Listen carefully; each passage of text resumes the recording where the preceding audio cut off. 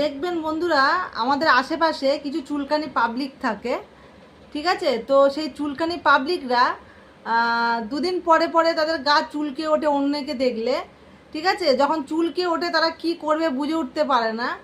তো আমি তাদের উদ্দেশ্যে একটা কথা বলতে এসেছি যে তোদের গা যদি অন্যকে দেখলে এত চুলকায়, দুদিন পরে পরে যদি তোদের মানে অন্যকে দেখলে তোদের গা কুরকুর করে ওঠে, কুরকুর করে, ঠিক আছে? তো তোরা এক কাজ কর, তোদের আশেপাশে যদি কোনো নিম গাছ থাকে সেখান থেকে তোরা নিম পাতা তুলে এনে তোরা বেটে তোরা সবাই মিলে লাগিয়ে নি একটু গায়ে, নাহলে তোদের খুব চুলকানি রে, শরীরে খুব চুলকানি, মানে ঠিক আছে? তো ওই জন্য বলছি যে এত চুলকানি হওয়া ভালো না মানুষের শরীরে, ঠিক আছে?